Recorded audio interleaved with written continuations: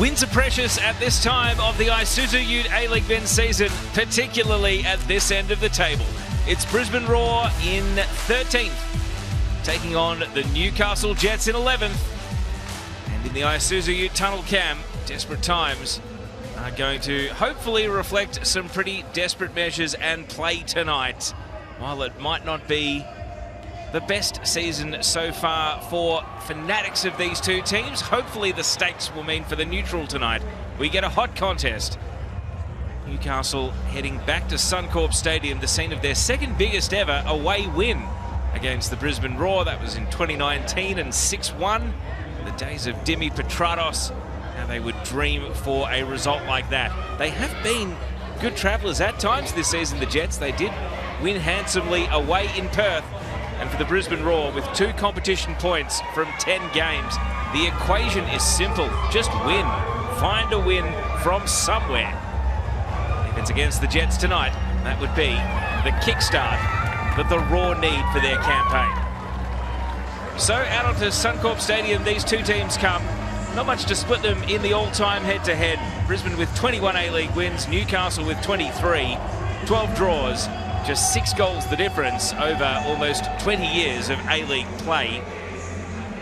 And so it sets up tonight quite tantalisingly, with the Brisbane Roar making a host of changes. 4 to Ruben Zadkovic's starting 11. Brissett, Hingett, Zabala and Zimmerino are your 4 ins, with Tom Waddingham moving to the bench. Hosine Billity suspended, Berengay rested due to the fixture load, and Harry van der Sarg released this week on compassionate grounds to return to New South Wales, ending his time in Brisbane. Jacob Brissett is a Sydney-sider himself. He's calling the Roar home, and he's been a bright spark in a tough season with his bravery to run at defenders and general aggressive mindset. Can he bring the attacking spark to the Roar that they need tonight to put up a winning score? Here's the Newcastle team. No changes to the 11 that did cough up a 2-0 lead in a 2-2 draw against Sydney FC at the weekend. But Rob Stanton is backing the fitness of his players to turn it around to a Tuesday night kickoff.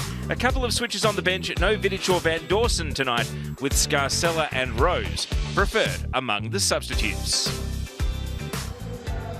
Clayton Taylor had a goal-filled first season in the A-League men's, but he's only just off the mark at the weekend. The goal against Sydney was his first in 11 games. He does have good history against the Brisbane Roar, though. He's got 1 goal in 3. That came back in April of 2024. Robbie Stanton is certainly a coach that can build a bit of momentum in a press conference. He loves to say that he stands for something and he believes in this team. And there's certainly no questioning his passion and commitment. The NSL-era player, now the gaffer at the Newcastle Jets. And speaking of interesting sound bites, you're never far from one with Ruben Zadkovic. He's the man with the plan, but is the plan going to start unfolding out on the pitch? Brisbane Roar desperately need a win. It's a milestone for Alireza Fagani tonight, his 100th A-League game, a great milestone, of course, for the new Australian who has called the A-League home for a number of years now. He will be assisted tonight by Anton Shetinin and David Walsh. Adam Kersey's the 4th official, and the VAR, if required, is Chris Griffiths-Jones. So one for the diehards as far as the Roar fans at the ground tonight. But as you can see there is a loyal core that is sticking with this team, desperate to see that first win. And Newcastle on the road. A couple of talented youngsters, Eli Adams and Keegan Jelicic, exchanging pleasantries before kickoff. Once it's down to business, expect this to be a tough tackling affair. The Jets have shown themselves to be a team that can get stuck in this season in spite of their relative youth. And will those young, hopeful fans in the stands see a Brisbane Roar win to remember tonight? Underway at Suncorp, it's Brisbane Roar against the Newcastle Jets, and I'm joined by former A-League champion Eric Partaloo. And Eric, at this end of the table, it's as simple as you've got to start winning and get on a roll. Yeah, good evening, Teo. It's a pattern that's been formed for this Brisbane Roar side already, and unfortunately it's not been a positive one on the results side. That performances have looked better in recent weeks, but this being their 3rd game out of home out of the last 4, you feel tonight has to be a turning point in their season. The Newcastle Jets, I really like what I've seen from them so far, even though they did blow that 2-0 lead against Sydney FC in the last game, but they look energetic, they look dangerous going forward. Rob Stanton looks as though he's managing this group of young players in the right direction. How both teams start tonight could be indicative of what's to come. Clayton Taylor protected the ball well there. Daniel Wilmering, as he hugs the left sideline. Full of praise for Ben Gibson, the young forward, of course. Rob Stanton, he's scored 3 goals in 9, which is pretty good in his first A-League gig. He's looking to temper some of the expectation on him, but at the moment, he's leading the line in this youthful Newcastle outfit, and he's been able to deliver. He scored a couple of those goals away in Perth, so he's fine with the travel. As the Newcastle team get a feel for playing around the back here, Natter. Now the incisive pass, Clayton Taylor, a fairly blatant grab of the shirt from Louis Zavala. And even though Taylor's asking for a card just 90 seconds into the game, it looks as though Ali Reza Fagani in game 100 is going to be a bit lenient. It has to be a yellow card. Doesn't matter if it's the first minute or the last. It's a professional foul. And it's great work from the Newcastle Jets trying to draw out that sort of pressure and play through the lines. That's exactly why you take that risk, trying to get through. And they almost did through the middle third. So Zabala definitely on notice for his next foul, you would suspect. As Natter becoming increasingly confident with his passing range. Sweeps the ball over to Aquilina. Now Kankar. And Natter.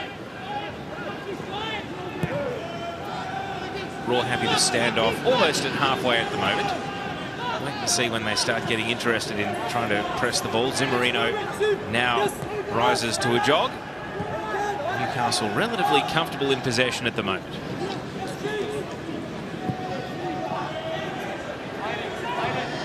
And we were speculating when we saw the lineups, Eric, as to what the formation would be. Costa Grozos currently more than happy to plant himself into the centre of defence. Yeah, jumping in between, just making himself that extra number. And that's good pressure from the Raw there. That's much better. Waiting for that moment. But you can see the Newcastle Jets, the best passing completion in the competition at 87%. And it's about how can they use that ball a bit further forward rather than their own half. Now the Raw's chance to build. Brissett.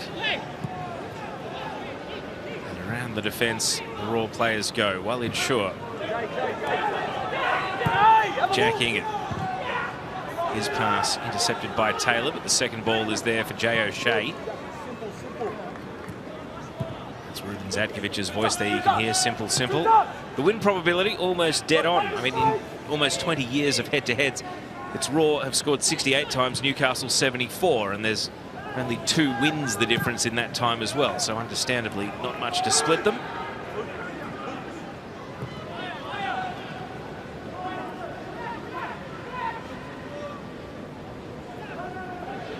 Again, Newcastle lay in wait at the halfway line and now start to expand out, chasing possession here. Quick to call off the press, though. Bit of safety first from both teams to start the night. Harrington. Quick touch for Jelicic, but not interested in actually taking the ball.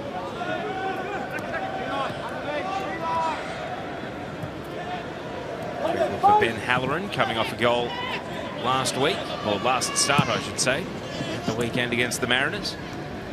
This is first in 18 for Ben Halloran, so a breakthrough of sorts for him. Now sure, the more aggressive pass, and it's straight onto the head of the defender Philip Kankar. Yeah, there's nothing worse than when you've been building up and then you finally get to step in, as we see Shaw right in the middle, just knock that ball sort of aimlessly. I know they get a throw in a good area, but can they try and thread that pass into somebody's feet? Play with that front 2 tonight.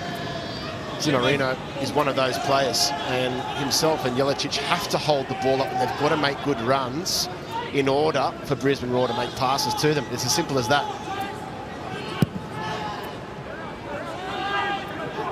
And now the quick distribution gets Wilmering into the attacking half. Rob Stanton applauding from the sideline at the directness of the play, but Wilmering's pass couldn't match the run.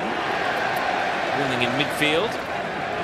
And Bayliss protects the ball Back to Natter.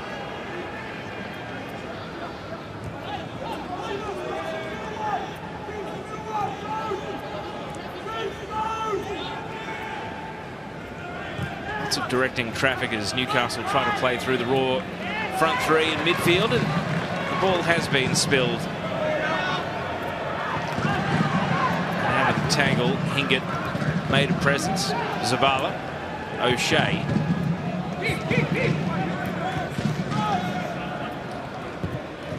Jay O'Shea goes in the diagonal.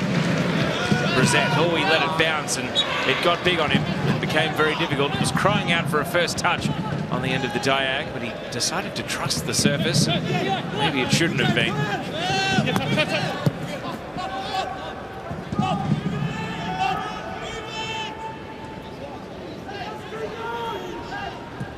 Timmins plays the ball to Natter. He's going to guide it over the top. Gibson with it all to do. He's trying to outmuscle his younger central defensive opponent in Harrington, but that one was Macklin Freak's ball.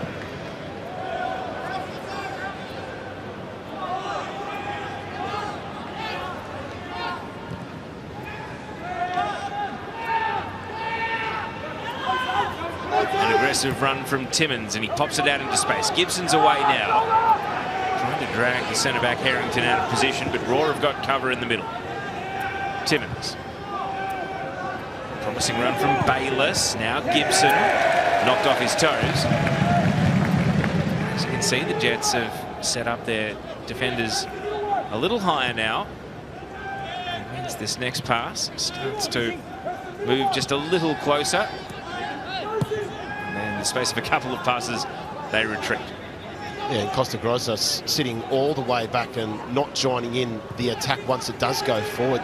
Very cagey start from both sides, and you can see two teams that are maybe short of a result at the moment, just looking to play their way in to try and get a little bit of confidence. But the Newcastle Jets against Sydney FC did really well at making that run forward and getting numbers around the ball. Here they come here. It was Gibson's lunge that initially spilled the ball for Adams, and Adams trying to return it to the striker. Across comes Anthony Burke-Gilroy to clear the ball away. And that's the sort of movement they want. They had 3 or 4 options. They're all sort of moving in the same front line. Nobody angled their run, and it was too straight, that pass. But Newcastle Jets are getting numbers forward, and that's the most important thing for them at the moment. Timmins, not on the end of Wilmering's throw, led forward, but got nothing but fresh air. Timmins playing game number 90 tonight, closing in on 100-game milestone, the 25-year-old. There's Ruben Zakovic, of course, in his second senior gig after initially managing Perth Glory.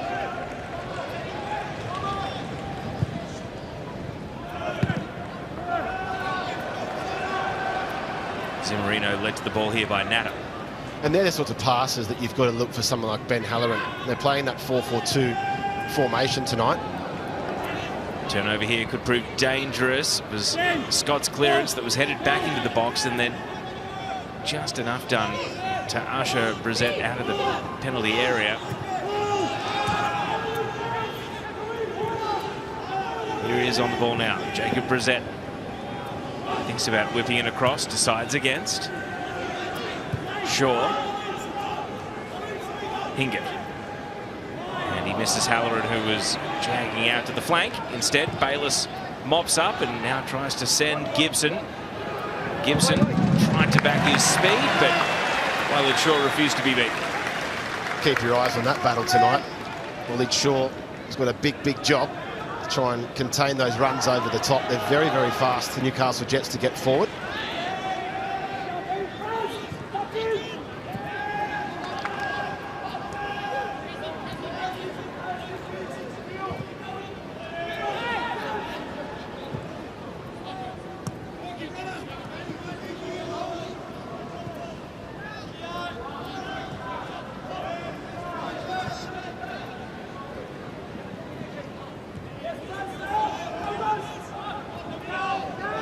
Timmins allowed to turn. Adams, a quick one to Bayliss. Couldn't resist the calls from the wing eventually. Aquilina. Now Aquilina from deep. Really hopeful ball that was never bringing any attackers into the game, and it was catching practice in the end for Macklin Freak. Well, you can credit the Brisbane Roar defending for that cross coming in early, and it's something they have to work on a little bit more, is getting back into shape early, closing those lines, closing those gaps, and making teams and players resort to those sorts of options. That will suit them.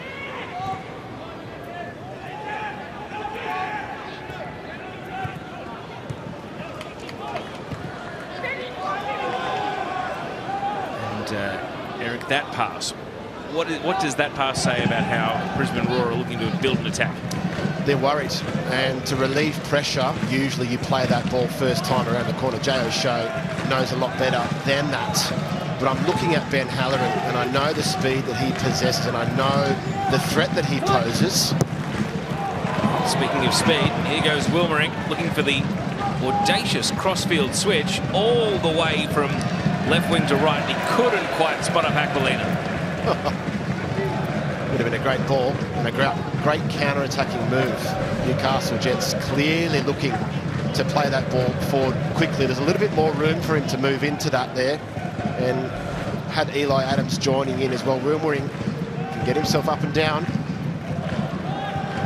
Gee, I'm not sure. Maybe would be grateful he didn't make contact with his kick out there, because where Zabala was able to avoid a yellow card earlier in the game, surely been no leniency for the Raw defender.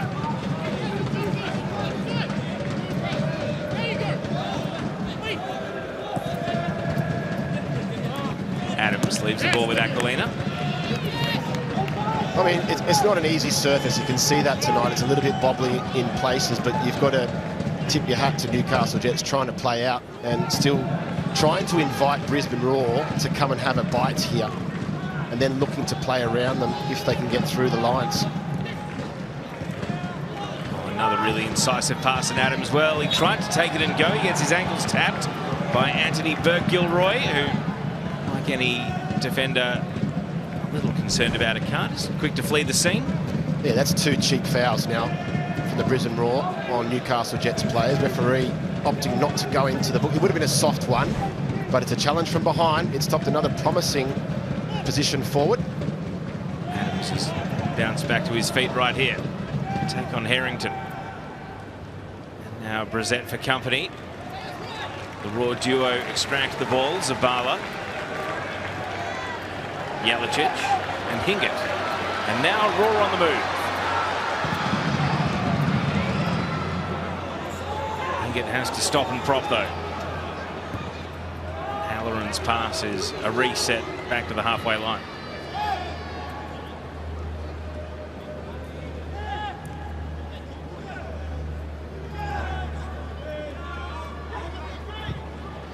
O'Shea out to the right flank, and Wilmering will usher that one over the line. So has Jay O'Shea lost his radar, or is this just him trying to warm into the game? I just don't think Ben Halloran's making good enough runs, and he's asking for exactly that. Jack Hingett not on the same wavelength. Ben Halloran, when they get the ball to Jack Hingett, they've got to go forward quickly. And if you've got a player like Ben Halloran, I keep banging on about it, you've got to give the ball into space for him to run onto. But he's starting so deeply. Look at him here trying to defend, and his starting position's a little bit too deep to get himself forward. Timmins forced Gibson to jag out to the flank, but he retrieved the ball. Wilmering, and now Taylor draws a slight challenge. Both teams appealing. Raw thought there might have been a deflection in there somewhere, but not to be. Yeah, that was a top-level touch there inside the box, and an even better tackle from Ollie Shaw. They looked across there, the Newcastle Jets only had one to aim for, but that touch there was really, really nice from Taylor.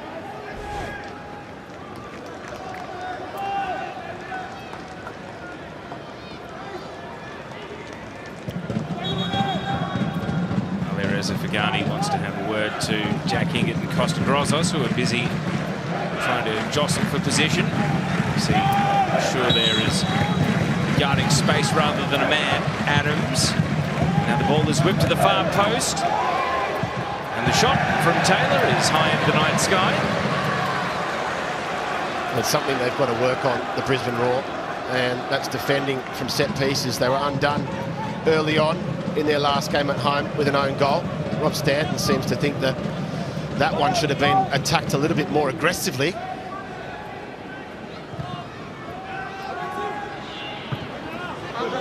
Solid header by Natter.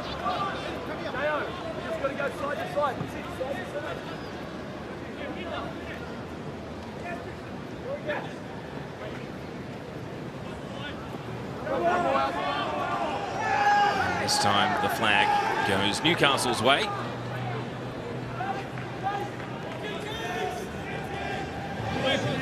Right back into the penalty area, and that hurried up Grossos, who has to kick to clear, and it certainly wasn't a throw into his advantage. Yeah, it was really good pressure though from the Brisbane Roar. That's the time when the ball's bouncing and in dispute, then you can commit numbers forward, commit men forward in that press.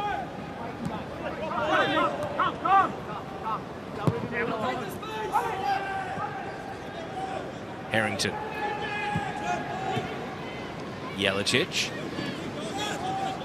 Now Burke-Gilroy.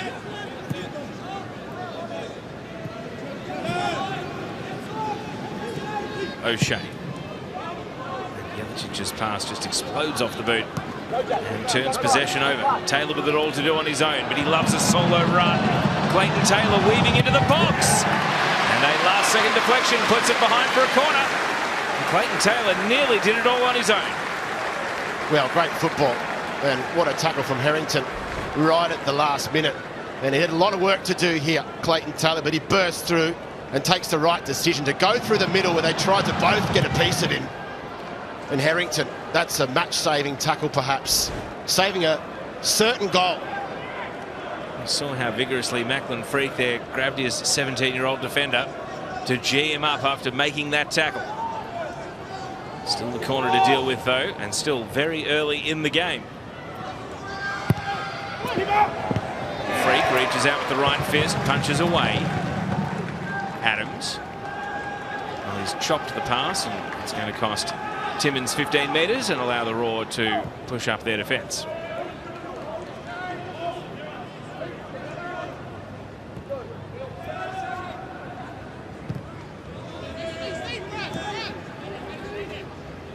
Yeah, they're going to reset here, the Newcastle Jets. They had a lot of men committed forward. You can see Grossos happy to play again in that back three, sitting there and making sure. Harrington wins the header. He's got a pocket of fans that are now cheering his every involvement in the game, and the Roar through Zimmerino trying to slip Brissett through, but there's still a long way to go. Yeah, the wrong option, and possibly around the other side would have been better to engage with Brissett. Zimmerino, they need to engage and get a little bit more service. Jelicic getting closer, you can see them there waiting to go and press as a group. When they get the ball, it seems as though they're quite far away from each other.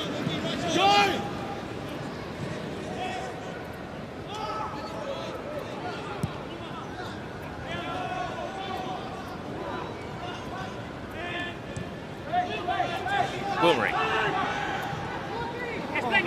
This is Bayliss with the return pass. Roar had a triangle of players set up to make the intercept, but couldn't retain the ball much longer. And now Bayliss does get a couple of touches. He can build through the right. Aquilina has been looking for the right opportunity to break forward, but it's not forthcoming. Timmins.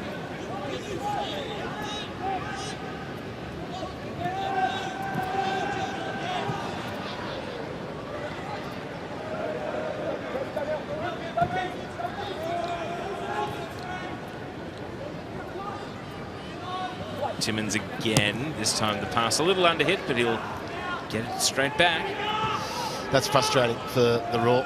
At the right moment to press Jack Hingett, trying to play that first pass forward and sort of mount their own counter-attack. And trying to keep possession here hasn't been a strong point for them, the Roar, this season.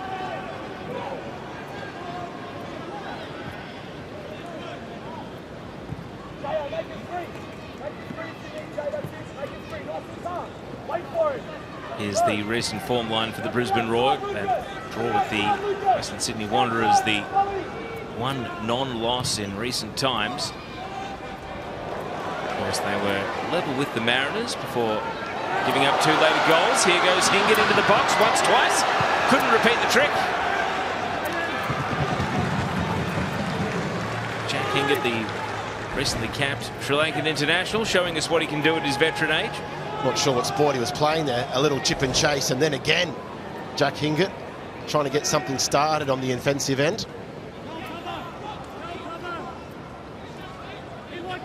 Brissett to drop the shoulder and swing past one. Now Halloran, first time we've seen him on the ball in an attacking area. Hingett put it on the head of Timmins. Burke-Gilroy, and it's Timmins once more who swings his right foot through the ball and bombs it away. Well, here come the Brisbane Roar on that right-hand side. It's starting to heat up for Jack Hingett and Ben Halloran. Almost had something to write home about there.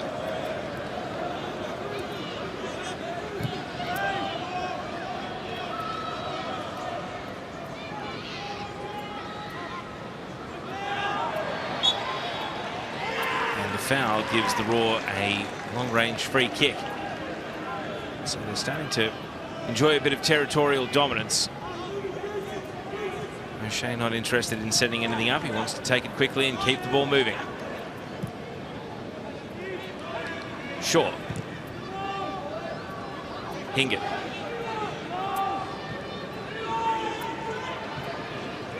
Halloran and Zimmerino. Brissett lifts across over all of the Roar attackers, but again they're getting closer to the penalty area when it comes to playing the right pass to set up a shot on goal.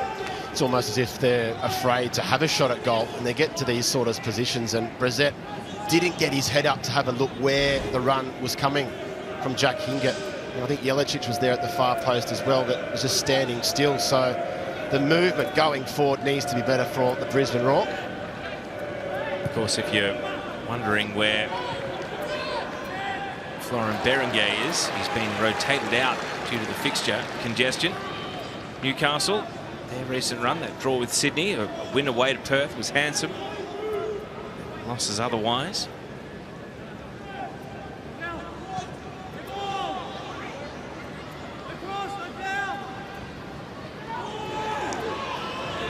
Jelicic stopped and propped and then sent across all the way to the other side of the pitch. Just outside the box is Brissett. Burke-Gilroy whips it in. Brought down by a combination of Hingett and Halloran in the end. Zabala. Lobbed towards Hingett, has to challenge for a header. Newcastle defending deeper and deeper, and yet, as you said, Eric, the Roar are reticent to actually fire a shot.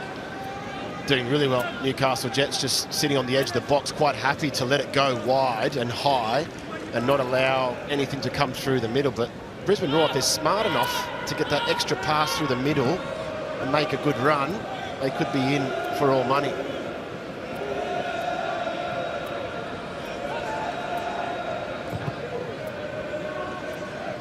Natta happy to leave this for his keeper. So what can Newcastle do as a circuit breaker here? Because they've now spent a good 3 or 4 minutes getting deeper and deeper in the field. So how do they stop the Roar from actually turning this into a goal? Well, this is probably the wrong time to start playing out from the back again. When you know a team's got the ascendancy, they've had a couple of chances and they're closing down the spaces, as we can see here, Brisbane winning the ball back. It's becoming a little bit of a danger sign, and you know, if Scott is a smart boy here, they try and play it long, but they're going to try and persist playing out. Newcastle still in front in the possession count, but it doesn't reflect the swing in the game. However, they could score against the run right here because Natta's pass released Aquilina. Bayliss.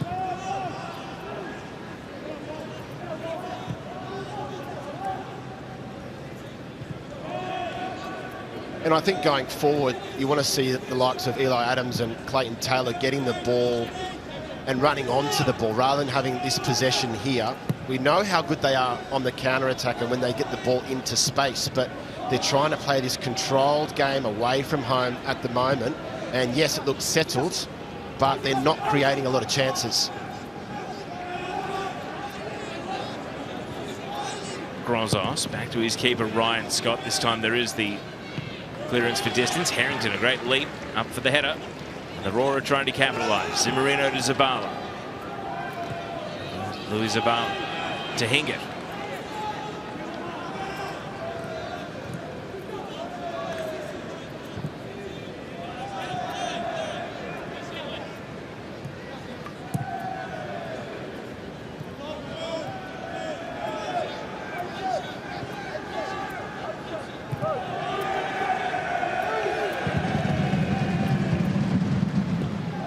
Now nearly given away by Burke-Gilroy initially, but it is given away to Taylor.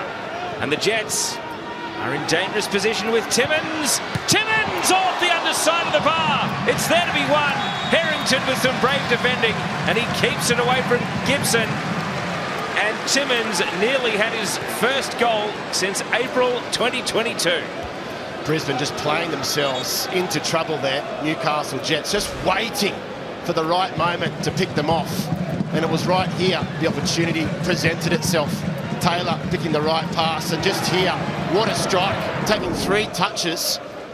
And I tell you what, that's gone across the line. Wow. So we have VAR, but we do not have goal line technology. I think they've seen this on the scoreboard here, the Jets. Wow. And we're being told that it is not a goal. It is keep playing. Enjoy hitting print screen on that one, because that'll be one of the big talking points of the half, especially if Brisbane go down the other end and score now. Brissett able to cut past his marker. And it's set up teasingly, but through the legs of Zabala it went, and then Clayton Taylor swept it away. And the game is being stretched here, almost at the half-hour mark. What a big moment. It just sparked into life, didn't it? And we're going to see Callum Timmins here. Clearly, is it clear? It looks as though there might be a piece of the line. We can't tell from that angle conclusively. If that's the only angle that they've got, perhaps they can be forgiven for not making a definitive judgment and trusting the on-field call. But the moment has passed. It wasn't given.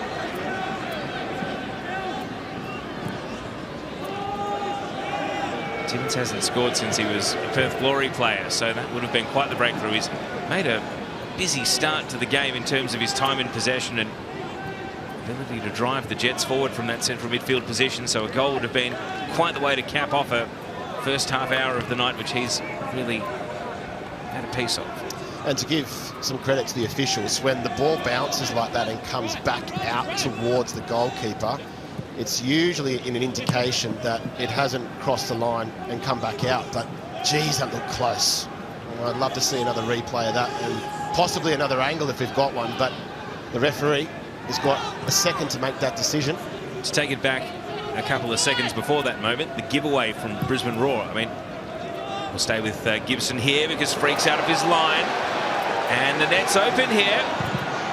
Wilmering. Well, there's a reason that Wilmering has only scored the 1 A-League goal in 66 games. He's not the sharpest shooter. And the whistle went, so it may not have counted in any case. I'm seeing 2 things here. One was the mistake playing out earlier from the Brisbane Roar. The second one there, positional. The back line too high. The goalkeeper having to come out, Macklin Freak, all the way to get his team out of a spot of bother. And it's these warning signs that have really let both of these sides down. They haven't been able to stop the ruts when little mistakes start to go wrong. And that's what I was going to ask about, the pass that led to the chance for Timmins. Yep. It's such a release of pressure that the Roar had been steadily building over almost 10 minutes now. Maybe it comes down to just mental fatigue and just, not thinking or concentrating. It's a big thing. Another possession is spilled here. Adams, and now in goes Aquilina. Well, he's been in goal-scoring form relative to the length of his career, Thomas Aquilina. And that is a good one-on-one save for Freak, but you can't help but think that Aquilina should have done better, especially given that It took him 80-odd games to break through for his first goal, and he's got 2 this season alone. As Hingett wins a corner at the other end, and the match is starting to become end-to-end. A bit of energy, finally. It's a beautiful little pass, and Aquilina arrives perfectly. Eli Adams with a really nice ball. It has to go high, or it's got to go in the near post. It would have been easier to score, but take your hat off. Macklin Frink makes a big, big save. And now the Raw with their first corner of the night. It's taken half an hour. What have they got prepared? They've got some tall players. They've got some great leapers. High to the back post. Scott, with an outstretched fist, is able to send it through the penalty area. And that's good goalkeeping. Getting the ball away from danger and going all the way for a throw-in. But somebody has to score here. Whether it's going to be the Newcastle Jets or the Brisbane Roar, you can feel something is moving at Suncorp Stadium for both of these sides. Yeah, the game has finally come to a boil after perhaps they forgot to turn the stove on for the first 10 minutes.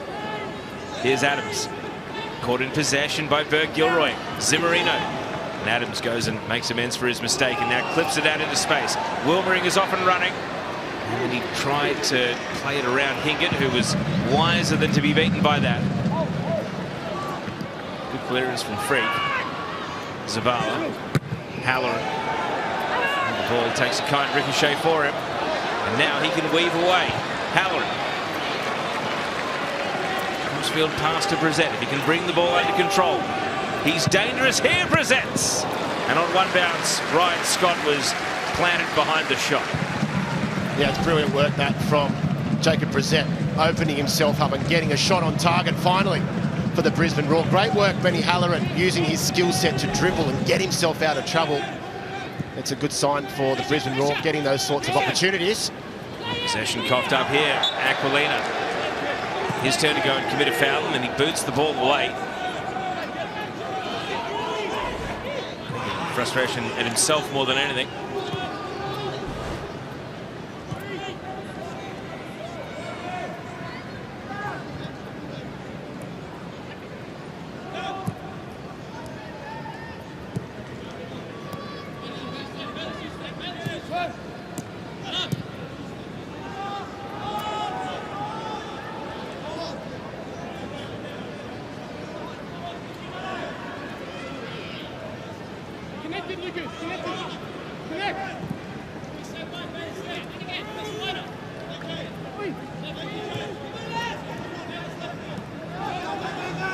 Loose pass from O'Shea, but Shaw was able to take possession before Clayton Taylor picked his pocket. Hingett cuts it back in. O'Shea.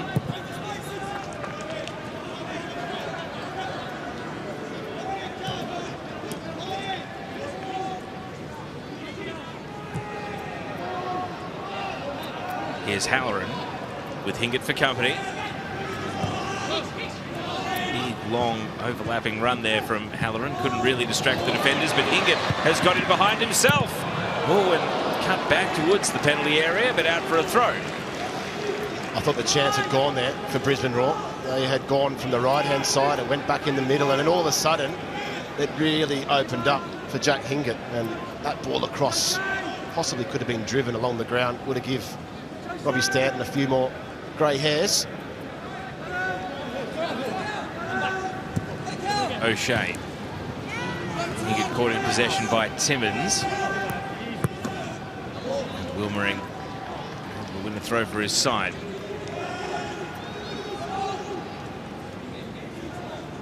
Well, they both look hungry, Teo. That's the most important thing. Trying to win possession back. Jack Hingett with his hand in a natural position there. And it's very easy when you're down the bottom of the table to lose that hunger and potentially play with a little bit of fear. And right now, the game is open. It's open for business. And with 10 minutes of regulation until half-time, I do wonder if concentration will be tested even further before the break.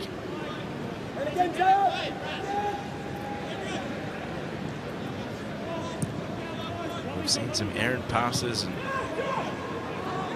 moments that have invited on the attack at both ends. Now Now for something entirely constructed by an attacking team. Taylor just holding his burst of acceleration and waiting.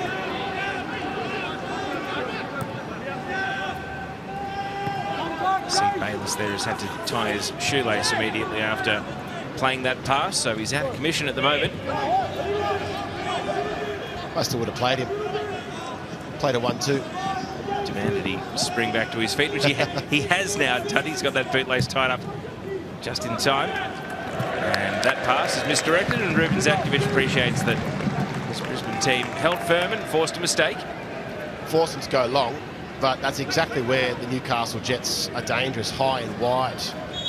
And if they want to test that Brisbane Roar backline, it's in those positions. But it is energy zapping, you know, Suncorp in Brisbane, and they're sitting in a little bit deeper than what they have been in the last couple of games, the Newcastle Jets. Header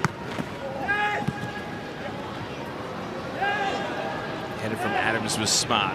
Gibson left it in midfield for Timmins. He's got pressure coming from the blind side from Jelicic, but he holds it off.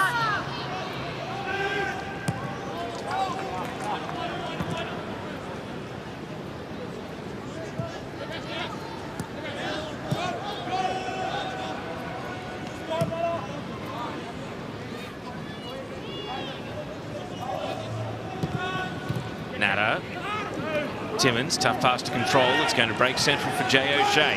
And the Roar might be on the move. Brissett. Zimmerino. Well, managed to intersect two attackers. Play the ball out for a goal kick. Just not there on the same wavelength, are they? Zimmerino, Halloran's making runs and then stopping, and just seem to be out of sync at the moment. And I think for the Brisbane Roar, they've got to go back to basics. If they turn and they see the run, just play it. They're delaying just a little bit too long in that final approach.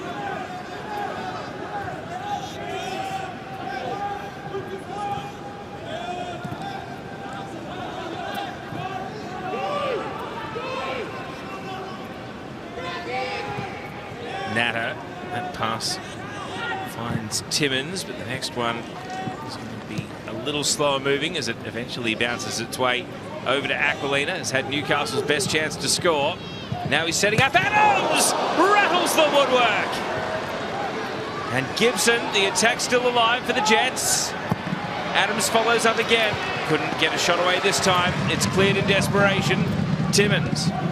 Will it be third time lucky here? He's surrounded by three opponents. Eventually it finds its way out. And Eli Adams has got this laconic style, which occasionally comes with a crack of dynamite. It just set up nicely for him on that surface. It's a beautiful half volley. Testing the goalkeeper, Macklin Frick. Think he was beaten.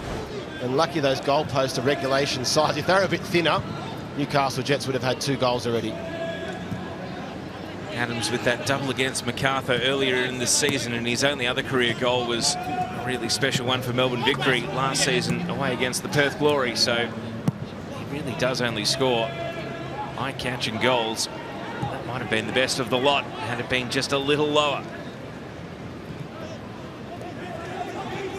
Bayless. Taylor.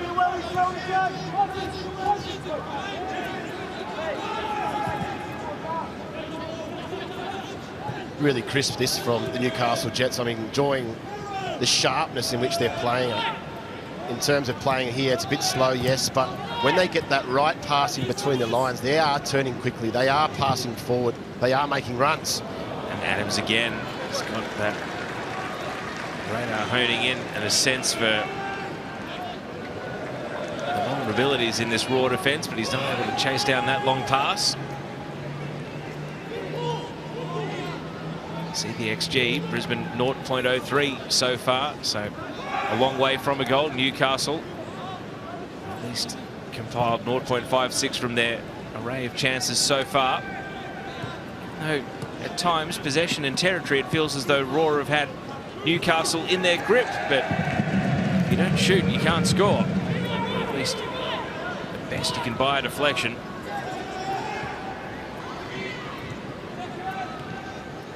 An improvised pass there from Timmins, returned by Shaw. And that's perhaps reflected in this stat here. Double the number of entries to the final third from Brisbane to Newcastle. So some territorial advantage, even though it's Newcastle that have been more inclined to have a crack at the target.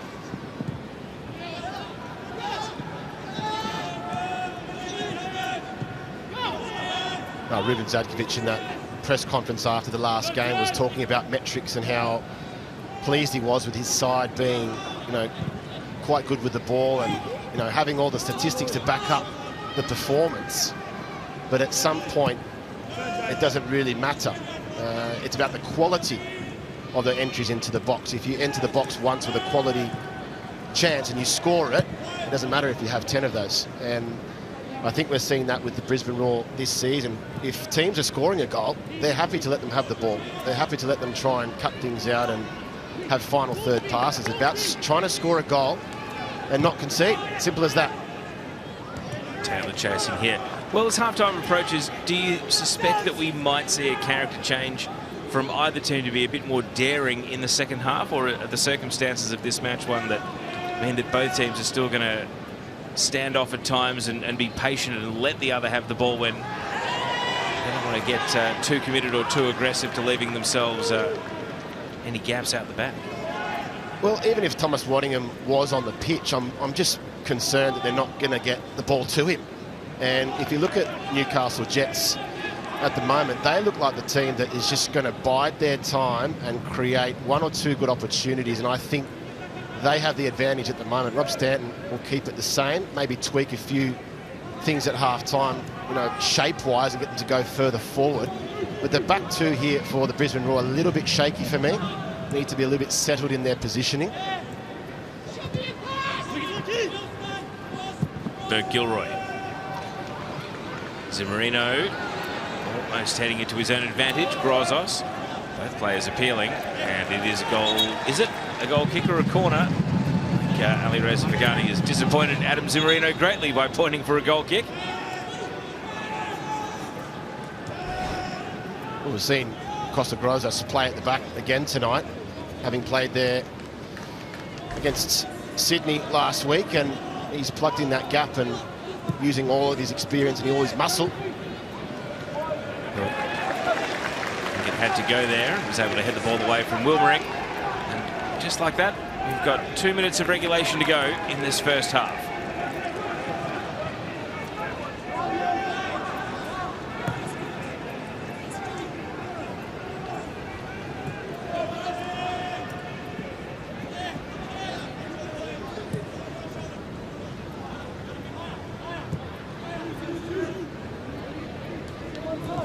Natter, Clayton Taylor around the corner. Gibson's got a bit of separation from his defender, and then it was closed down in the blink of an eye. Harrington came across and did send it out for a corner, though. Yeah, it was beautiful work from Natter. He got himself a little bit further forward and allowed himself to play that pass in to midfield. Again, Brisbane Roar having to cut it out right at the last moment. They're hanging in there. Clayton Taylor taking his time to go over and set up this corner kick, so lots of shouting and pointing going on in the Roar defence as they try to organise. In fact, it's Bayliss who's going to take the corner.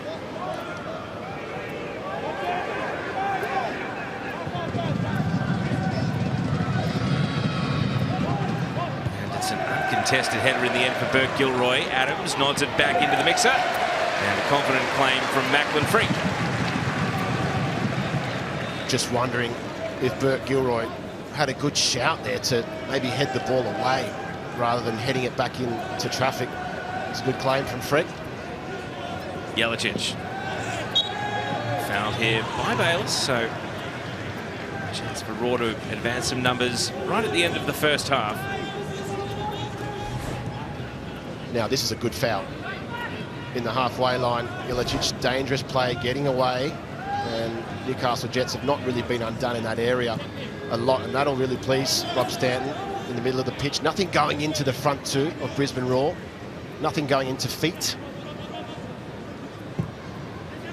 O'Shea. Brissett. 1 additional minute at the end of the first half. It would be so heartwarming for the Roar fans if they can strike now. Go into the rooms with a really good feeling. Brissett. Well, it wasn't a cross shot in the end. It had a little too much juice on it to end up dipping onto the goal line of Ryan Scott. He's looked lively. Jacob Brissett, you can see why Ruben Zatkovic has given him the nod tonight to get a start. And he's been getting himself into positions. His final ball's causing problems. And the Brisbane Roar, they have this last chance, you think, of the half. Must have caught a deflection because the end result is a corner.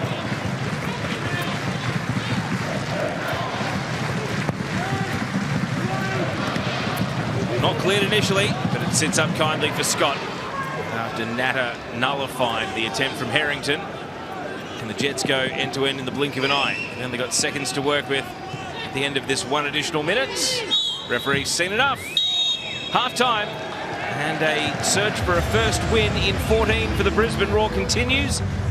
Callum Timmins thought he might have scored for the first time in 1 year and 9 months. And young Lucas Harrington has been busy at the back.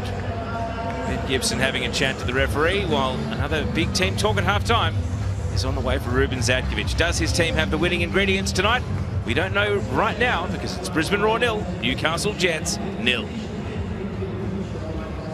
Stay with us. The halftime show is on the other side of this short break.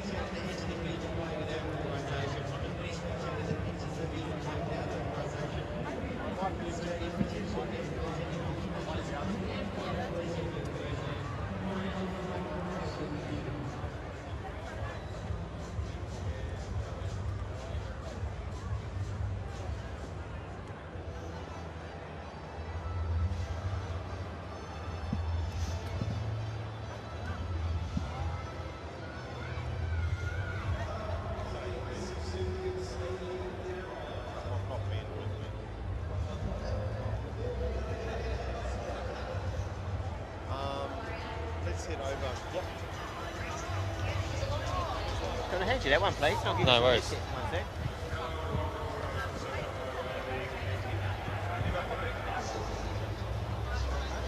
If it's all right.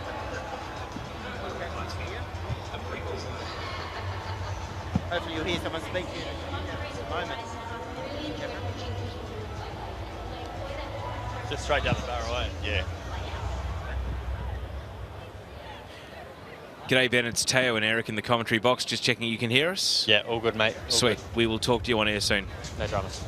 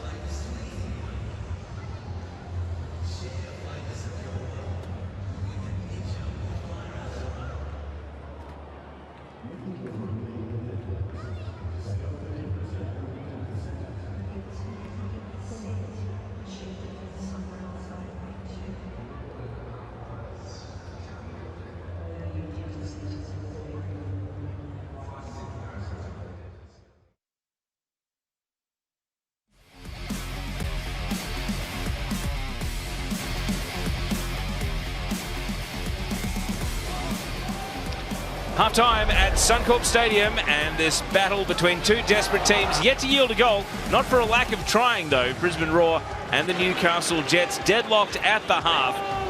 Youngster Jacob Brissett, one of the live wires, hoping to find a spark, But so far, nothing but frustration for Ruben Zatkovic and company. This is the Hungry Jacks halftime show. Eric Partaloo joins me. Eric, what were your initial thoughts on the first half? Yeah, quite cagey, Teo, to be honest, the first sort of 20 or 30 minutes or so, and then it sprung to life with a couple of crossbars hit for the Newcastle Jets. But it's opened up, and I think the best of the chances are coming to the away side. They're getting some really good movement up front as well. Well, the Hungry Jacks halftime highlights will certainly tell us, the Harvey Norman highlights will tell us about how this game really heated up and came to life. And, well, the Raw were their own worst enemy inviting on the Jets, and this is where really we started to get a bit of end-to-end in the game. They were very, very lucky, Brisbane Raw, that one of these didn't go in. And the defending from players like Harrington was first class. But he shouldn't have to go and help out there. They play themselves into this position from I don't know where or what they're trying to achieve. And now, did this cross the line? Did it not? That's going to be one of the big talking points after the game. It's inconclusive from there, but a nice strike from Timmins that'll really hopefully lift his game for the second half. I think being able to see it on the scoreboard certainly compounded the level of frustration because, well, Brisbane, they continued to cough up opportunities, and Aquilina, 2 goals this season for the right back, who's spent a lot more time getting forward, but on this occasion his shooting boots were not on. Yeah, that was the one that had to go in, wasn't it? Brissett, he's been like a bullet on that left-hand side. You can see why he's getting an opportunity tonight, but they look really clean, really precise in that final third, the Newcastle Jets. And another one was Adams this time hitting the crossbar, and that was twice. They came so close, but yet so far the away side. So let's take a look at the halftime stats, because there is a bit of contrast in terms of the quality of Newcastle chances versus the territorial advantage of the Raw, and we were observing that as the half went on. And don't forget, those 2 crossbars don't count as a shot on target, so you could say that's possibly up to 3. And in terms of what they're doing, they're playing on the counter-attack, the Newcastle Jets, completely different to what the Brisbane Raw are trying to achieve. Let's go down to the sideline because we do have injured Brisbane Raw player Ben Warland joining us. Ben, certainly not the Christmas gift you would have wanted. Have you had the surgery on your knee for your ACL, and how's rehab kicked off? No, haven't had it yet. It's booked in for the 22nd of January. So I'm just currently getting my knee right in the best way possible before surgery to allow me to rip in to my rehab straight away and hopefully be ready for round 1 next season. Was doing it in the Christmas New Year period a factor in that, or was it your decision? I mean, how is prehab then going before you go in for the surgery? No, it's just to allow my knee to recover properly before, get the swelling out, get good range and keep some a quad bulk and muscle around the knee to, hopefully rip in straight away to my rehab and give me the best chance to get back as soon as possible. Yeah, Ben, it's Eric Partaloo here, mate. I'm sorry to hear about the injury. You must be still in that shock phase of the injury. Are you planning to do anything away from the football field whilst you're rehabbing to take your mind off the injury? I've got 2 young kids at home, so they're keeping me busy off the field. Literally the first night after I did it, I was distraught, to be honest. My whole family was, but the day after, the kids, they don't know any better, so they think I've got 2 good knees, so they're trying to chase me around the place. So I don't really think about it when I'm at home, which is good.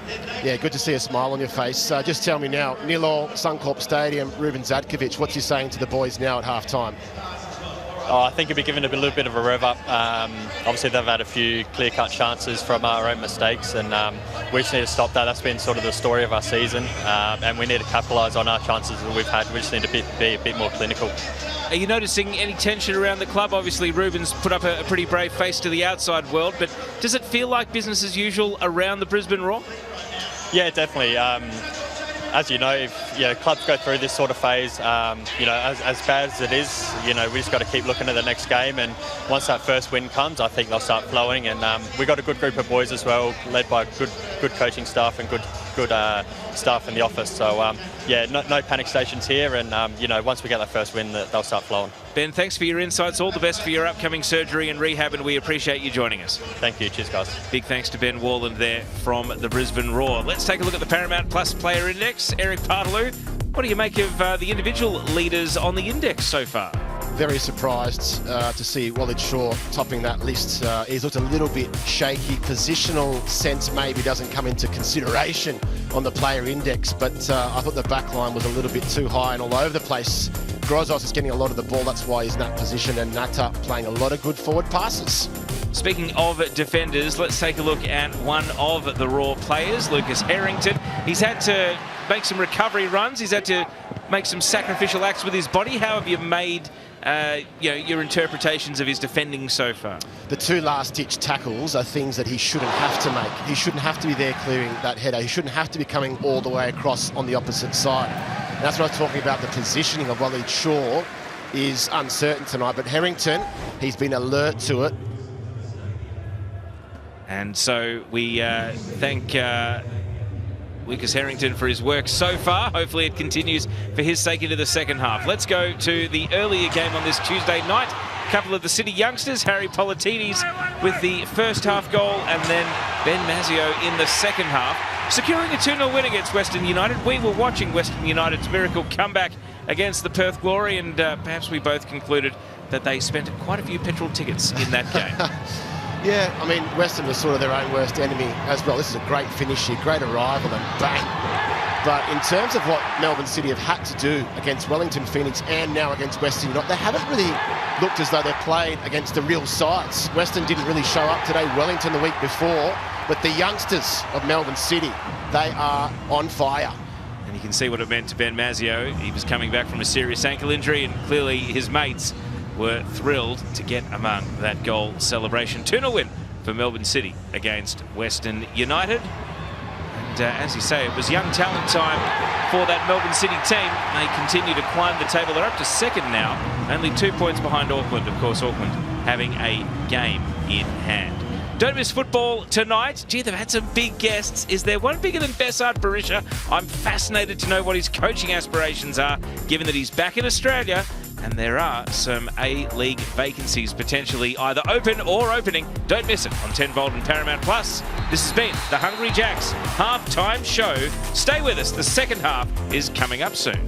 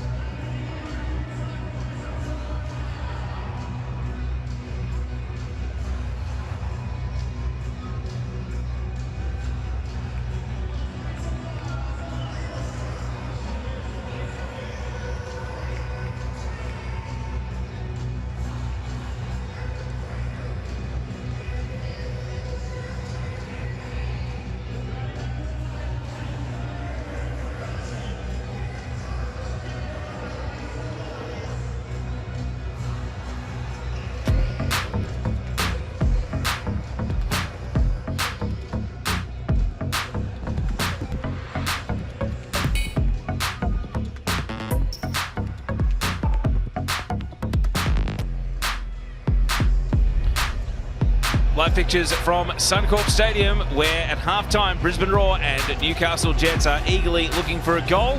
Both teams are turning to the bench in order to find some solutions. There is Samuel Klein on for just his 5th A-League men's appearance, the man from the Sunshine Coast via the Gold Coast most recently. And also Matt Scarcella is on as well for the Newcastle Jets, the youngster on loan from Sydney FC. The players they are replacing, interestingly, it's Eli Adams coming off the Newcastle Jets, and Klein has come on for Louis Zabala. So as the second half kicks off, it is Brisbane Roar 0, Newcastle Jets 0, and Eric Partaloo, as you rejoin me, the man on the ball right here, Klein coming on. He's not vastly experienced in the A-League men's, but he gets 45 minutes here to show us what he can do.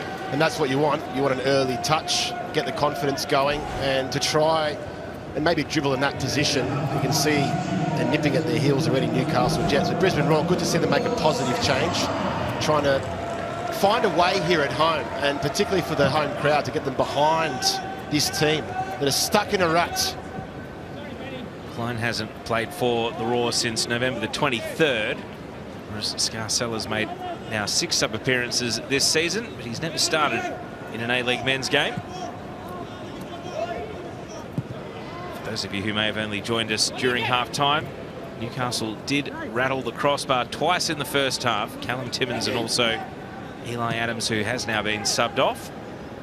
Brisbane Roar, at times, a real territorial grip on the game, but not a great deal in terms of firing shots. And at the foot of your screen, you'll see the lineups that are out there on the pitch at the moment, reflecting those halftime changes as well, as Brozos plays it back to his goalkeeper, Ryan Scott.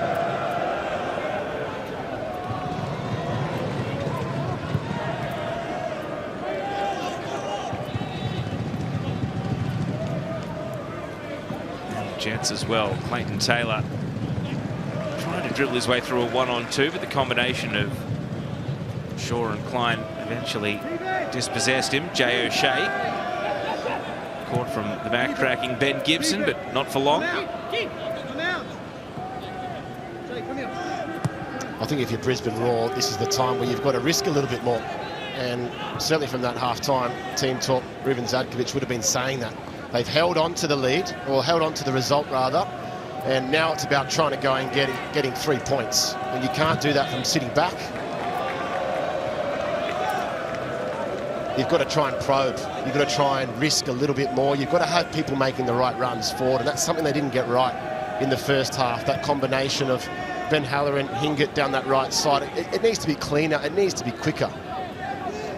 Roar have other options on the bench, including the sparingly used Ecuadorian Nasser Acosta. Also got Rafael Stroik, who does have a goal to his name this season on their bench. Here's Wilmering now for the Jets. It's intercepted in the middle of the pitch, but Timmins will follow up and send the ball over to Aquilina, who had a great chance one-on-one against the keeper in the first half, which was saved by Macklin Freak. Now Timmins.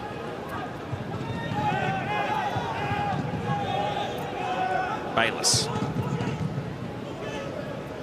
And he tried to put a lot of spin on that cross. It was a pass that was trying to be disguised as one through the middle and then spin out to the flank, but didn't outfox the defence, and that deflection will skew away from Zimmerino and return to the Newcastle Jets' possession.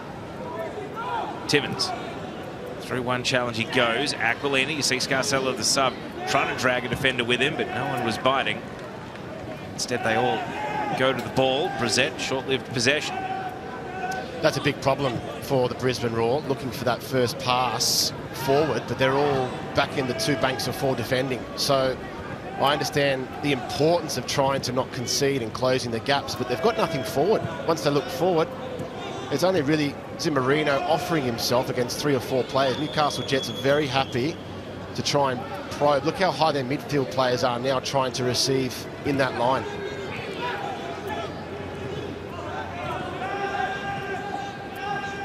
Aquilina and Bayliss waxing and eventually finding a bit of space to open into. Aquilina tried for the Hollywood ball. Couldn't get the better. Shaw at the centre of defence. He gets a second crack here though. It's knocked away from him initially by Jelicic, and Eventually, the assistant referee does flag Newcastle's way. Well, we know he can whip in a ball.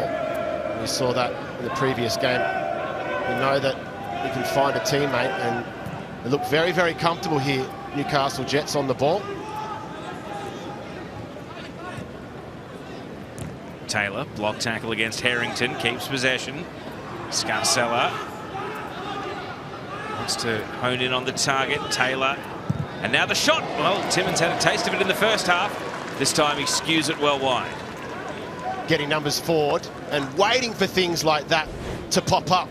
And it was Timmins again. Great movement. Scarcella getting forward. And that one there, the technique is there. Just the accuracy towards goal wasn't there. 4 career goals for Callum Timmins.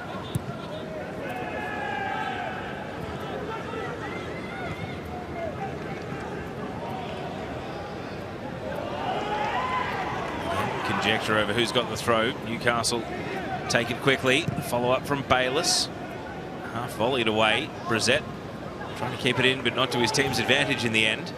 Timmins, Aquilina catches Harrington, but it's a pop-up clearance.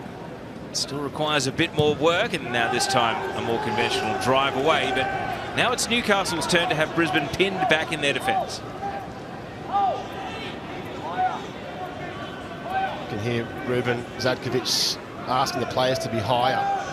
And it's very difficult once you sit in to then approach and try and press high, because things like this happen.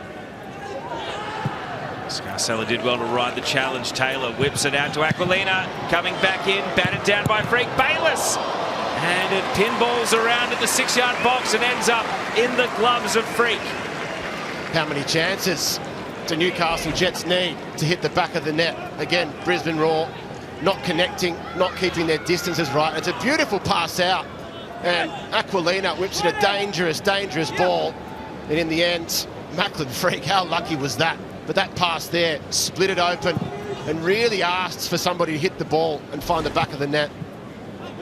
Body position is so important. It can deflect anywhere off the shins of Walid Shaw there, and fortunately for him, it was into the arms of his own goalkeeper. So, shot on target for the Jets. Bayliss with 1 goal this season, opening his account in that 4-0 win away to Perth. 8 shots to 1. Can the Roar double their chances here? Well, they've got a corner at least to show for a bit of industry down the right from Halloran. And there is nothing wrong with that from Ben Halloran. That's the skill set. That's his strength. Get the ball out the feet and go towards the byline. Get something. Get a corner. First of the second half and third of the night for the Roar. Zimmerino takes it short. This pass concedes some territory. Hingett, Bert Gilroy. Newcastle not pushing out just yet. Waiting for Jay O'Shea.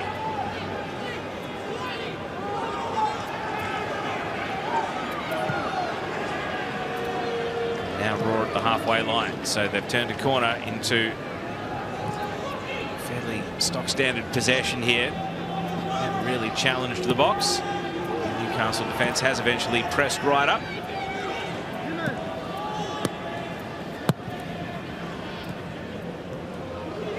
Good protection of the ball from Zimmerino. Jelicic motoring down the right. Cuts back in. And saved at the near post. Ryan Scott foils Keegan Jelicic with a good save.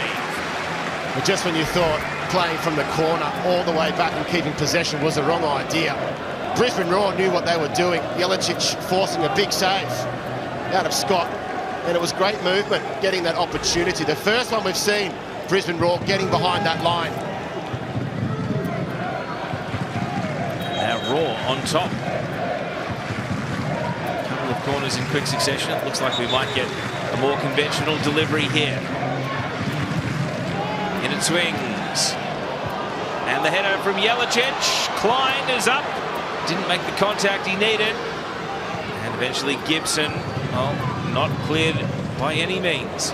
Zimmerino can't find a way through. That was vital from Grozos. He made the block. And the end result is a throw-in going Newcastle's way. They stand up to a couple of corners in quick succession. I think when you've got a surface like we have tonight at Suncorp, playing that little cheeky, cute pass from Zimmerino maybe wasn't the right option. There's a lot of opportunities there that are bouncing in front of goal. We saw Newcastle Jets take advantage of that in the first half and hit the crossbar twice. So here they go, the Brisbane Roar. Turnover here, Klein! And over the bar it goes with a palm of Brian Scott, saving the day for Newcastle. And Samuel Klein has really brought something off the bench. Yeah, Timmins gets caught there, and Klein trying to get away from his marker, pulling his shirt, trying everything to stop him, getting a really good look at goal. And perhaps from there, that's a fantastic save from Scott to keep them in the contest. The resulting corner is headed away by Scarcella, but the Roar will take possession through Halloran. He wheels around, backs his speed here, Ben Halloran. Looks like a corner on the opposite side after the tackle from Aquilina. Great acceleration from Ben Halloran and almost draw in a foul there or a penalty or something. It was close. It's getting closer for the Brisbane Roar. Zimmerino has had a couple of corners to really hone his range here. The fans at Suncorp have found their voice, trying to urge the ball into the back of the net for the Roar. Zimmerino. And the header from Harrington. And now he brings possession under his control. Ball back in. Nearly for sure. Halloran now. And through traffic, it caught another deflection for a corner from Jay O'Shea. What a moment for the youngster. Harrington's got a great leap and he showed us there. Oh, it's great pressure from the Brisbane Roar on the Harvey Norman replay. Harrington getting himself into that position. It's a great leap. And he hits the crossbar, maybe taking a deflection off one of the defenders, but Brisbane Roar piling on the pressure here at home. Mark Natter has gone to Lucas Harrington to mark him man-to-man. As Jelicic swings in the corner, and it's batted away by Scott. Oh, all hands on the pump here for Newcastle. Can they weather this storm? It's a Raw throw. They stay on the offensive. Beautiful corner, great delivery, and again, they don't get it right, the Newcastle Jets, in terms of their positioning and allowing Ryan Scott to come out and claim something cleanly.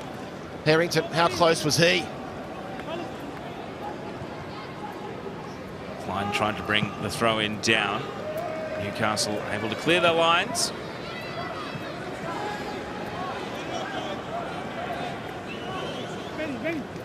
Ruben Zatkovic watches on. Not shouting at the moment. Brisbane continue to create, getting closer and closer. Alireza Fagani is playing police here with every metre that Jack Hingett wandered down the line. Now the ball is live at his feet. Much better response this, though, from the home side. Really taking the game to the Newcastle side. And they've got to cash in at some point, though. Having all these opportunities, and it's been the story of their season, not being able to score a goal when the pressure's been put on. Kanka on the ball. Gibson looking for a kind deflection. And then Burke Gilroy backtracking. A subtle little grab of the shirt. The referee did see it. Brissett was being held. And free kick given. That's a great pick up from the referee to see it from there. Brissett causing problems. Again, want to see more of his involvement in this side, actually. I think he's going to be a weapon moving forward for Brisbane Roar.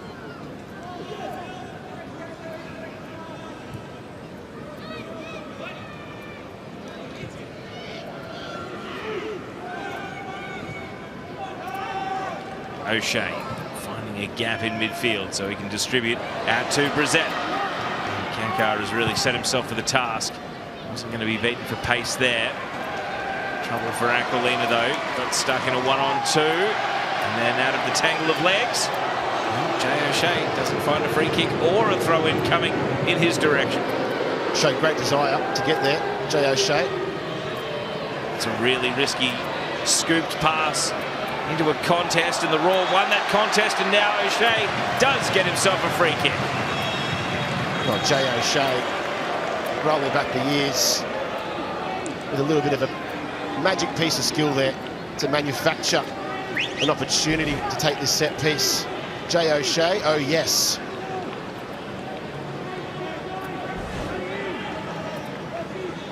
So we haven't seen too many situations like this in the game. We've seen plenty of corners. We haven't seen too many free kicks around either team's penalty area.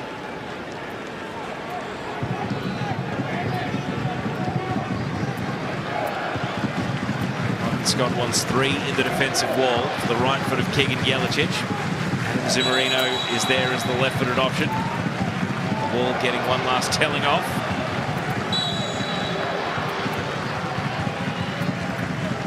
It's going to be Jelicic.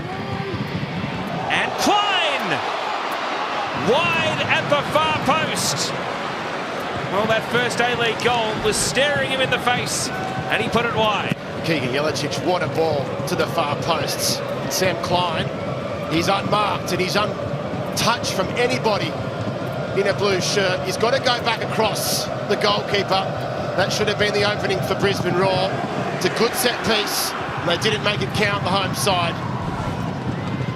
Well, it's been 15 minutes of Brisbane Roar in control at the start of the second half. Newcastle might have had the first 5 out of the rooms, but on the whole, it's now Brisbane on top and Newcastle looking to swing the balance, just as they did in the first half. Even though Brisbane didn't get anywhere near as close to scoring as they have with some of the chances here in the second. Flashed out to the left. And lifted into the box by Wilmering, a real moonraker of a ball. Burke Gilroy only as far as Aquilina. Dancing on the ball, but unable to get the better of Jelicic. He finds Brissett. And Brissett skips into the challenge of Kanko, who's just starting to tick over the fouls now, Philip. Kanko was a fairly circumspect customer in the first half, but he's now starting to get a little bit more involved. It might have been his last action, the brilliant Brissett. So the Indonesian superstar Rafael Strauch comes on for Jacob Brissett, who's gone just beyond the hour mark. And Adam Zimmerino's number is up as well, and he will be replaced here by Tom Waddingham, the young gun, who of course has been one of the main avenues to goal for the Brisbane Roar in recent times. 11 goals in what is now 34 career appearances. 4 in 11 this season, and he's into the action straight away. Waddingham. Can he provide the finishing touch? Not on this occasion, behind for a corner kick. What a time to inject Tommy Waddingham. Brisbane Roar on the ascendancy, and they need somebody who's got a polished finish at the end of it. Here's your man to do just that. He's already causing problems. Strauch has gone and planted himself next to the goalkeeper here in this corner. Jelicic at the near post. Gibson heads away. O'Shea, tough ball to bring under control. Eventually he does. And he sends it back out to Jelicic. Cutting it back, and Timmins makes the intercept. Across comes Burke Gilroy. Booted away by Aquilina. Oh, are desperate to keep it down their end. They can feel that goal coming. What a decisive clearance from Kankar, and now leaves the ball with Strauch. He hits the byline and cuts it back. Waddingham was arriving late and he tumbled over the ball without really affecting its course. And now a foul on the way back out. Good to see Strauch get himself involved early on. It's a great little run. This touch here almost took away Kankar, and it did. The arrival of Waddingham was so important, just couldn't get his feet sorted. And these two substitute almost combine to something good for the Brisbane Roar. Very encouraging for the Roar that it has maintained the rage here. Now ferociously hunting a goal. Desperate for that first win of the season. Newcastle just weathering the storm at present. Taylor boots it away. Gibson shoved his opponent legally under the ball, but O'Shea was one more defender too many to deal with. Roar have got to be careful here. We saw some errant passing in the first half, which really ended their spell of control. boot it away, get it down the attacking end and make it difficult for Newcastle. One after another. Pressing up to the ball. Aquilina.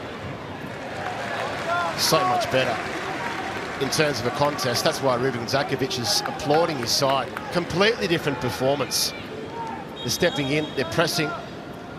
And just thinking for the Newcastle Jets, when will we see a certain Lockie Rose? Well, we noticed he was warming up pretty busily at half-time, but that's now a good 20-plus minutes ago. Wilmerick. Taylor. And off Taylor last, out for a goal kick. Is that the only Newcastle? Well, we're about to see it. There we go. Askin you shall receive, Eric. And Wellersol is going to be coming on as well. So a double switch for the Jets, recognising that they need some fresh legs and ideas. Ben Gibson's number is up. He'll be coming off. Who else is making way here? It's going to be Clayton Taylor. So a couple of the younger players off, and relatively speaking, the 26-year-old Wellersol and 25-year-old Lockie Rose bring a bit more experience, both abroad and at home, out onto the pitch for Newcastle.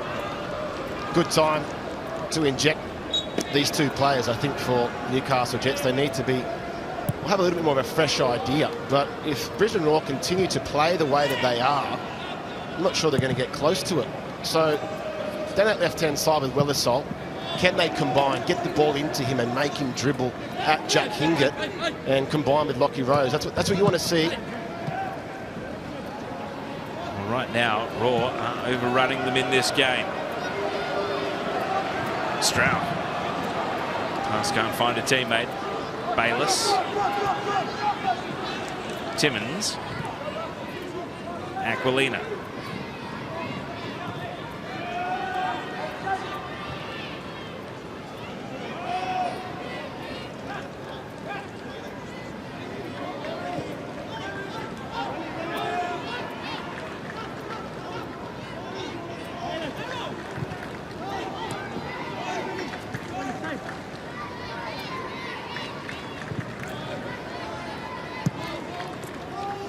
Wilmering given some space. He's going to try a long diagonal ball. We saw this attempted in the first half at higher speed, admittedly. Aquilina chases this one down, and so the attack stays alive. Kanka. Grozos to Natta. Wellersol, first touch off the bench. This will suit Newcastle just fine. The fervour that Brisbane were playing with has just been dampened for a moment. They're almost defending with the ball. Now they've got to defend without the ball. Here goes Klein. And he pushes it through the channel for Jelicic. And he runs wide. Can he cut it back? He's got teammates on here. Klein! Oh, saved. Saved by Scott. Well, the chances keep coming for the 20-year-old from the Sunshine Coast. It was great movement and great endeavour to get himself forward. Jelicic, just when you thought the move had broken down, he found his teammate who started that attack off. Wellersol with the step over and the cross. Will it give him a second chance? Not without committing a foul. Yeah, he looks really good since coming on, Sam Klein. Breath of fresh air. And just wanted to step forward, wanted to help out his team, as we see some good defending there from Waleed Shaw. It's great to see somebody coming in and making an impact, and not just making passes in the midfield, getting forward, trying to get shots on goal, trying to influence the game, trying to get his club out of this mess. Of course, a draw does little to improve either team's situation. Sixth placed Western United on 18 points. Newcastle with a draw would move to 8. Brisbane with a draw would move to just 3 and remain at the foot of the table with Melbourne City to come next. Hopeful cross here from Haller and all. Ryan Scott. Heart palpitations for all of the Newcastle fans watching. But then he grabbed it at the second attempt.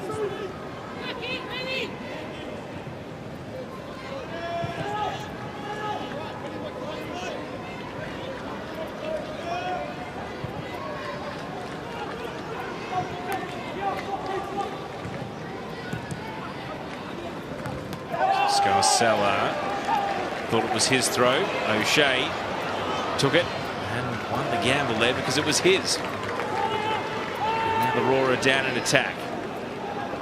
Is tonight Ruben Zatkovic's night? Can his team grab a win? Well, it's got to be. It's as simple as that. Jelicic can't find Stroud with a little prod through. Burke-Gilroy. Harrington over to Shaw.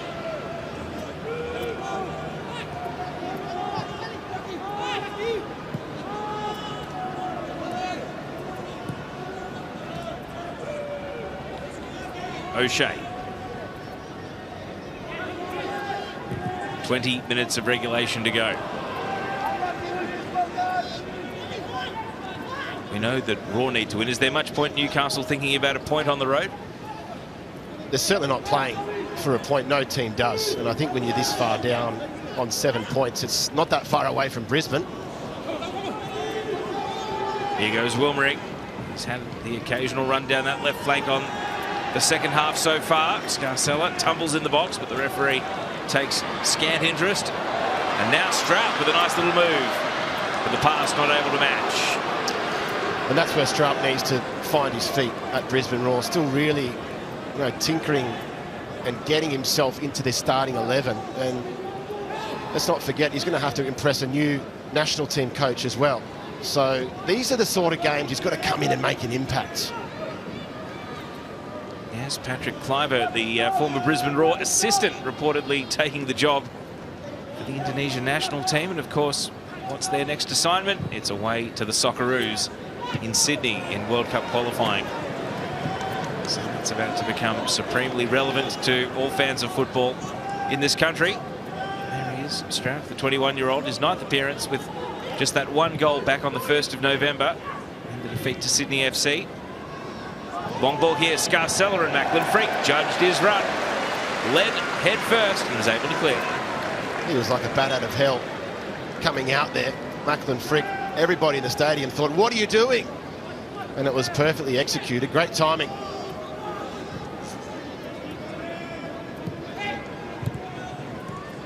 Given away by Natter, a rare turnover. Can the Raw go, though? They didn't quite have the numbers ready to launch a counter-attack, so instead they will consolidate.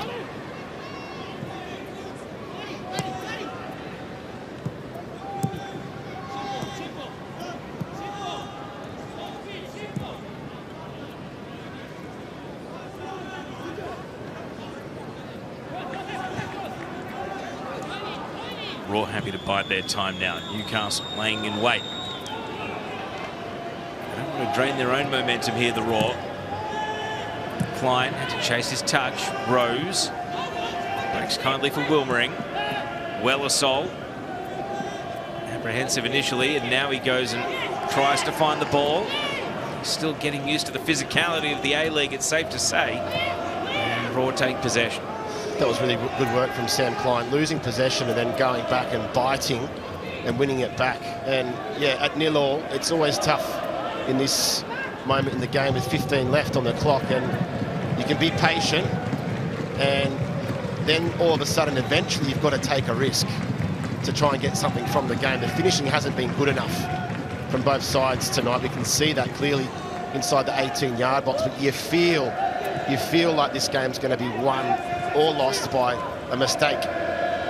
Well, we got to the 79th minute last night with MacArthur's game against Adelaide before the breakthrough goal, only for MacArthur, who might have thought they'd done enough to win a first goal wins game, conceding twice late. Here go the Jets. Aquilina, first time ball is a killer, and Rose scores for Newcastle.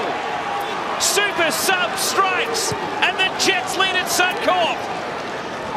Lockie Rose with his first A-League goal since April of 2023. What a time to score it. Waiting and waiting and waiting. All of the second half for something to open up. Brisbane Roar lose possession.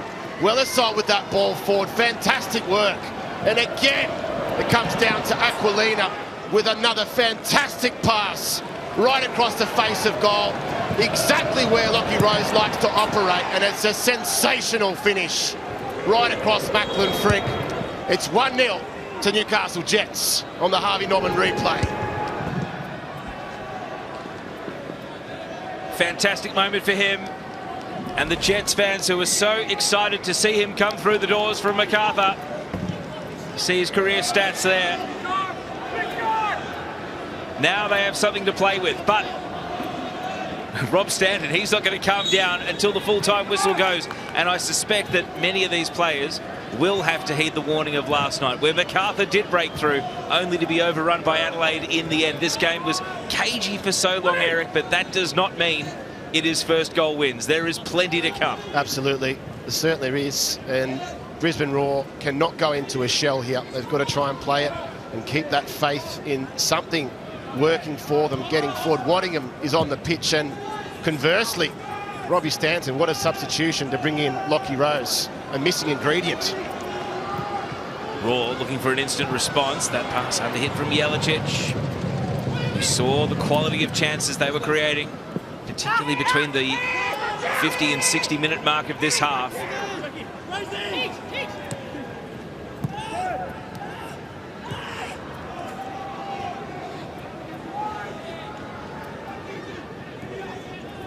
And now, exactly as you predicted, Eric, there will now be some urgency, some desperation, and a bit more risk-taking. Passes and runs that will leave gaps exposed. Burke-Gilroy can't hit up Stroud. Scarcella ducking and weaving, got to be careful. Bounce back to his feet because he might have felt something, but it definitely wasn't a foul. Timmins let the ball run on. Big handful of shirt there on Waddingham. Not enough to satisfy the referee or to bring Waddingham to ground, though. We all saw that number 16 getting stretched. It's nervous. Klein would have been forgiven for thinking it might have been Sam Klein's night. It might still be. As he runs onto the ball there, the touch was ambitious, and he's not able to win a corner with the deflection. On it bounces.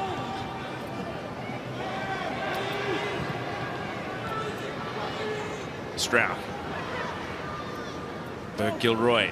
Jay O'Shea coming over to try and form a passing combination, but Burke-Gilroy wanted to go backwards, wanted to reset. Klein pushes it out to the right. Hingett's there.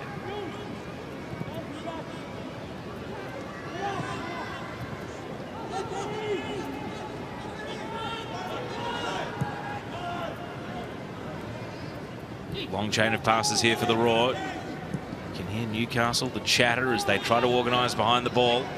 Klein, Shaw, O'Shea, everyone getting a touch here from the home side. But Waddingham's maybe the one they need at the end of this move. Burke-Gilroy and Strauch. Jelicic turns it back to O'Shea. Where's the open man? Where's the right pass? Hingett bides his time, and again, patience. Didn't want to force it. Halloran's turn. Yeah, it's extremely patient from the Brisbane Roar, but Newcastle Jets happy to sit in.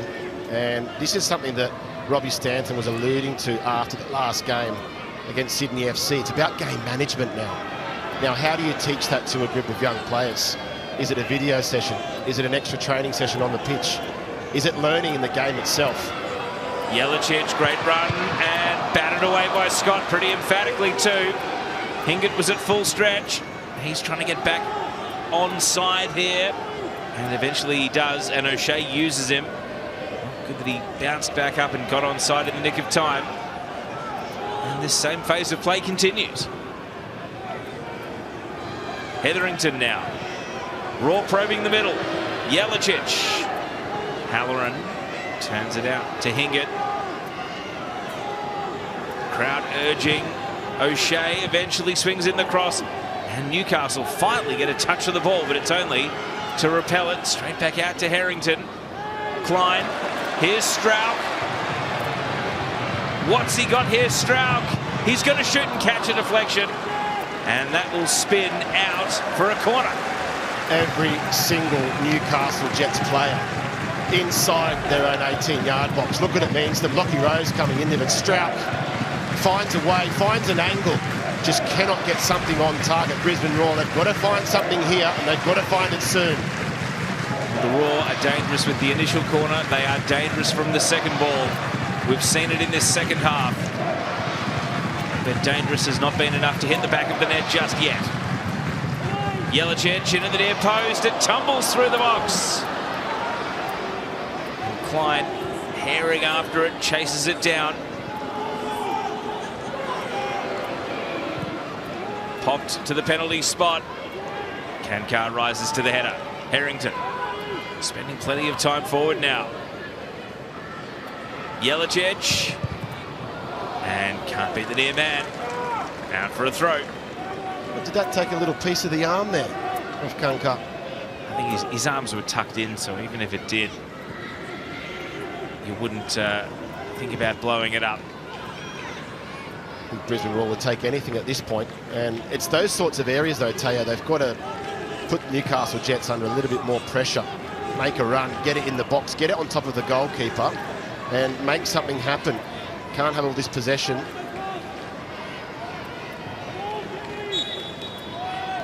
Well, offside's a killer.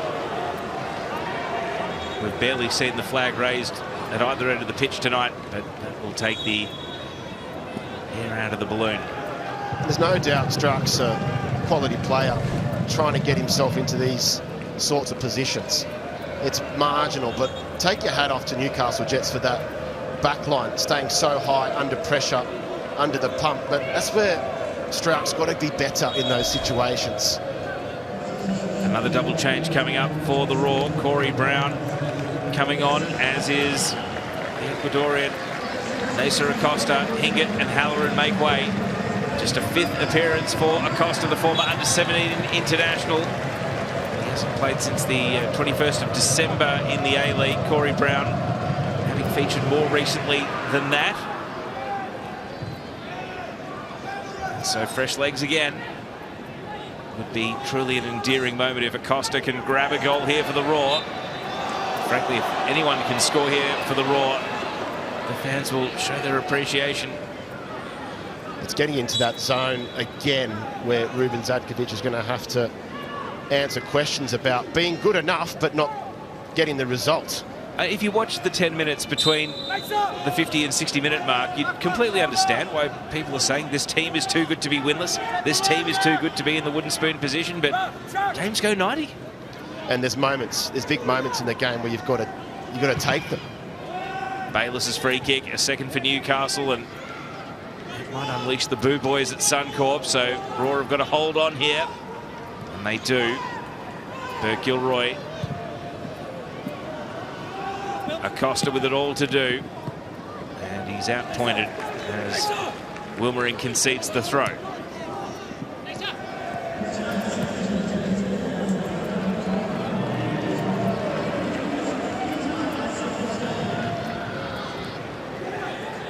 O'Shea.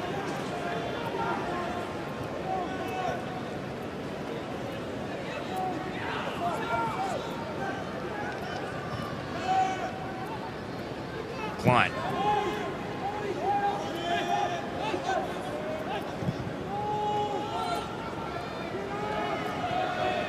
Harrington hit the crossbar with a header earlier.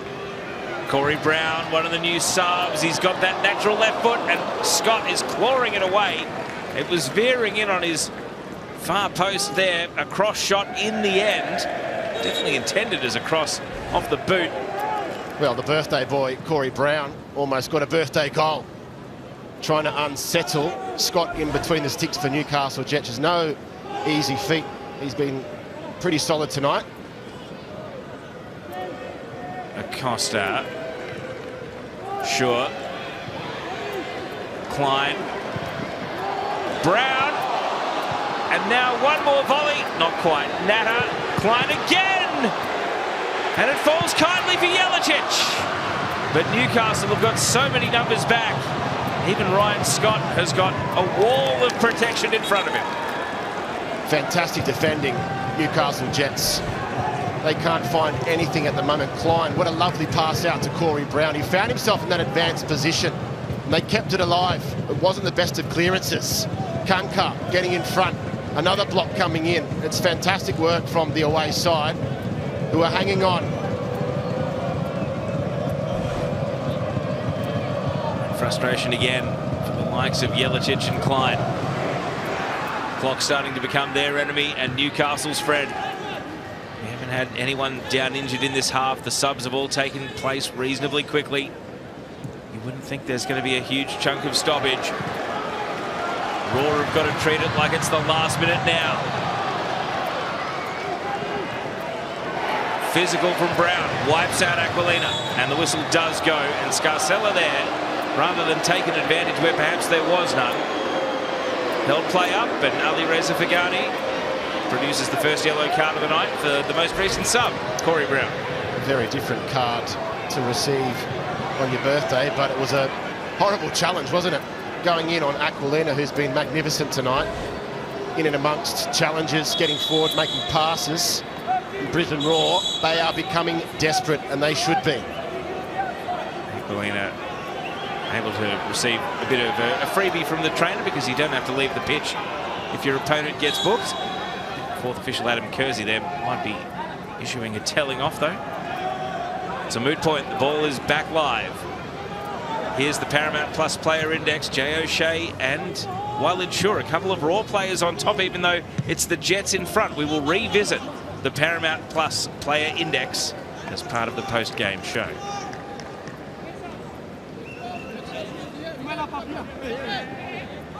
And now, every time the ball goes out, you talk about game management, Eric, and what Robbie Stanton said about his team. After blowing that lead against Sydney FC, we might be about to see how much they can learn in a handful of days. Here's Scarcella. Can he find a teammate? Plays it not quite to the advantage of Timmins, who wrestles it back to Scarcella. Now the goal scorer Rose. And he put it straight into the head of Shaw. Bayless, stripped of possession. Jelacic has got to go. Referee takes evasive action. Now Corey Brown. Well, wide isn't the way that Raw need to go. Just that much better. Newcastle Jets clean in possession, finding the right time to step forward. This is what it does to the ladder. Newcastle will go on to 10 points and sniffing in and around that big bunch, trying to get into the top 6. Of course, 6th place currently held by Western United on 18 after their defeat to Melbourne City earlier this evening. So it would be within 8 points. And it is a 4-game winning streak, a dream month. Right now, 1 win will do. Aquilina can't quite find his passing range for Rose there. Harrington intercepted. Now Klein. Raw's youngsters linking up. Klein can't push it out to Waddingham. And that was a problem right there. Brisbane Raw had to be tucked in and defending at that point in time, but they've now got to commit men forward. And you're looking at players like Acosta, who's just come on. He's got to be making a forward run. Only Thomas Waddingham made himself available for Sam Klein there. If they want to score goals, they've got to move forward.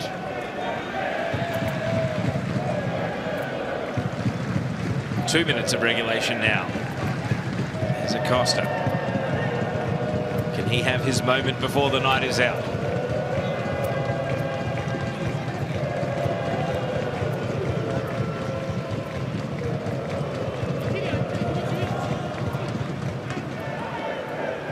Harrington. Klein.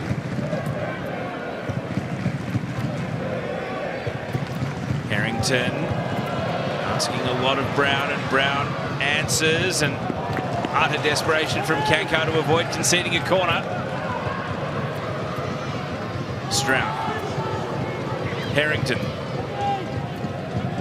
Klein has an option on the right. Burke-Gilroy. Does he want to take on the responsibility of the cross? Acosta. He bides his time and defers to O'Shea. And now Brown. And Brown wins a corner. They get something out of that, Brisbane Raw. They had 6 players inside the box there waiting to be found from a cross. Now they're going to do it from a set piece, a standing position. And that ball is stationary, is a lot easier to defend. But Newcastle Jets, this is the time they conceded last week from a similar situation. Jelicic remains on corner taking duty. Last minute of the 90. And headed away off the near post by Grozos. Dealt with comfortably enough. Newcastle reorganised behind the ball. Brown. Oh, and Jelicic misses with his touch. Raw think it took a deflection. And their protestations appear to be falling on deaf ears. And that will take us into stoppage time, of which there will be 3 minutes, and a fair reflection of a second half that's been played at a good clip with no injuries and no real other events that have delayed the game. And so now Newcastle, can they tick down to victory? O'Shea. Strauch. Waddingham waits in the middle. Jelicic wants it short. Strauch tried the return pass to O'Shea, and yet another corner coming up. We'll give them credit. Brisbane Roar, they're winning a lot of corners. They're getting themselves into that final third. Now, is there something different from this set piece? Will the delivery beat the first man? That's the first thing. Grozos plants himself at the edge of the 6-yard box. There's the man marking going on behind him. Jelicic hangs it high and too far, way too far. And that will be 1 of 3 additional minutes down. Game management now for Robbie Stanton and his Newcastle Jets side, on their way to their 3rd win of the season, and all 3 away from home. They've travelled well, haven't they, Teo? Well, if they make it to the finish line here, you can't really dispute it. To go to Perth, to go to Brisbane, regardless of what the table says, they are still the longer trips that you face as Newcastle. They've got to get to the finish line. Half of stoppage time up. Rose chasing and picking the pocket. Rose, he goes for glory.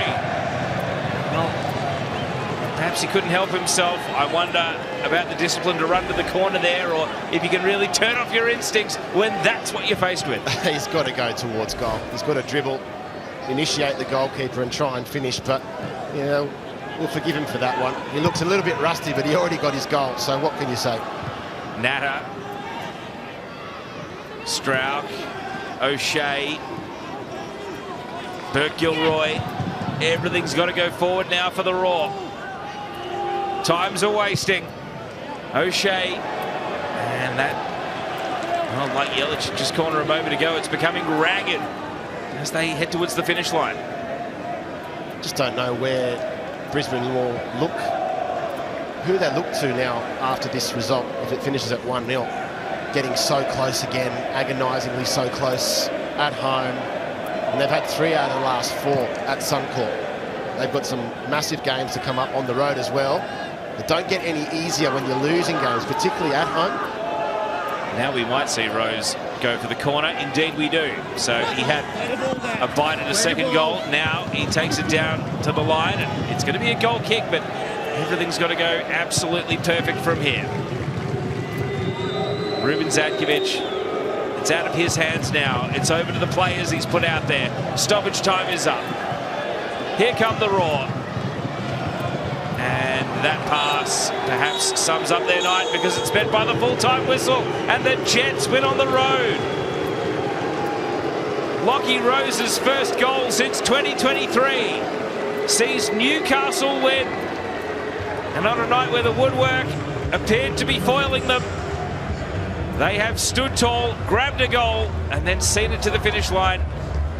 The heat ramps up on Ruben Zatkovic and the Brisbane Roar. Handshakes at full time. But the questions will burn on. And for the Jets, they move to 10 points. They move to within 8 of 6th place. And their next assignment is back at home against Macarthur on Sunday in what will be a tantalising match. The Brisbane Roar, Melbourne City up next, and given the form City are in, regardless of who plays, you can't help but worry about what might happen there. Newcastle get the win at Suncorp. It's Brisbane Roar 0, Newcastle Jets 1.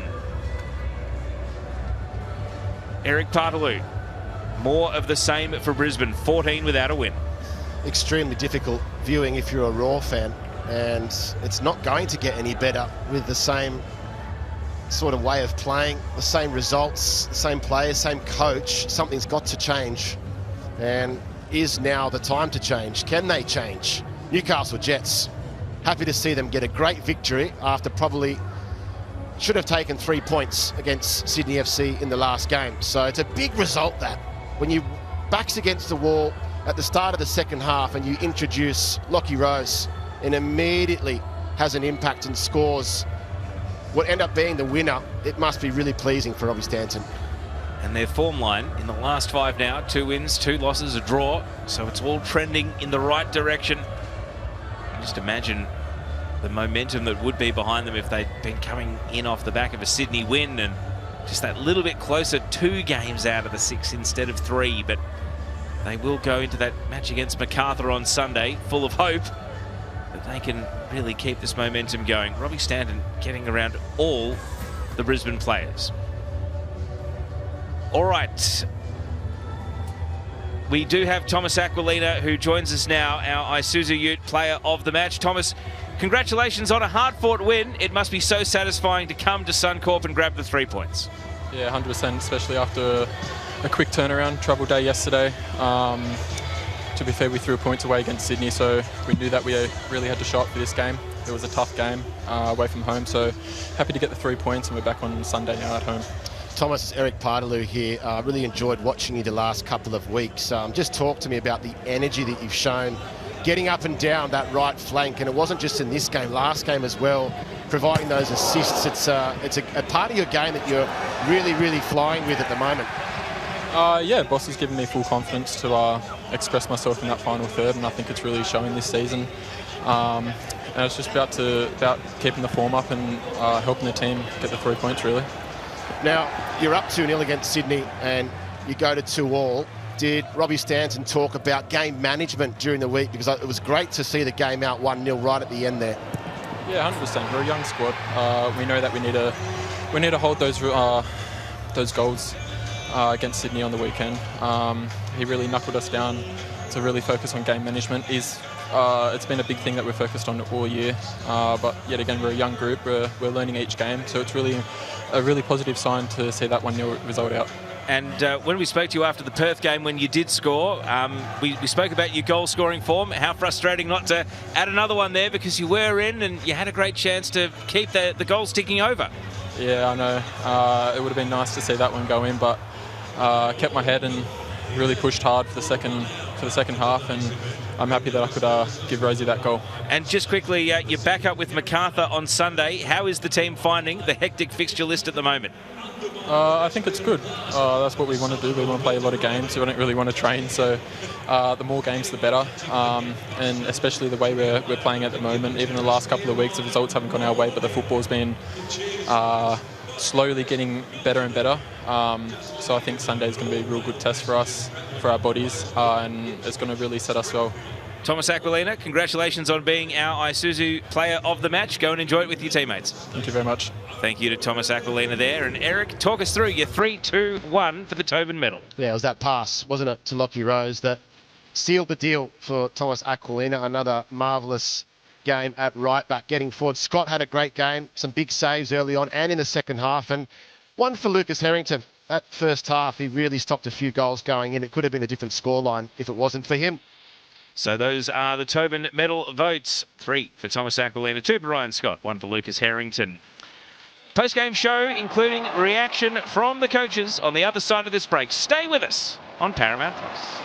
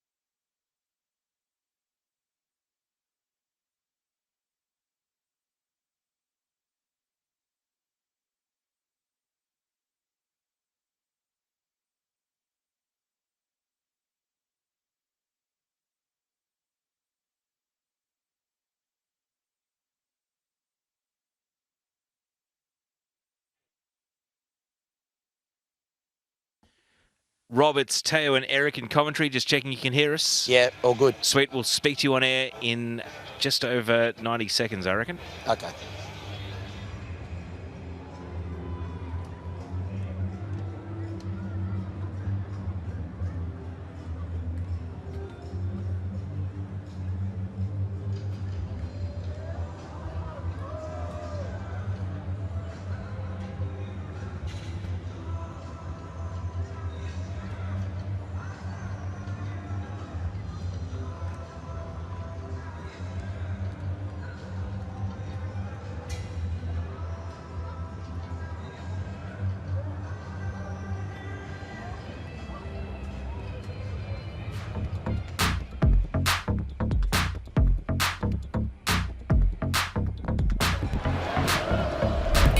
That was the match-winning goal from Milwaukee Rose as Newcastle came to Suncorp and took away a 1-0 win. And this is how they celebrated.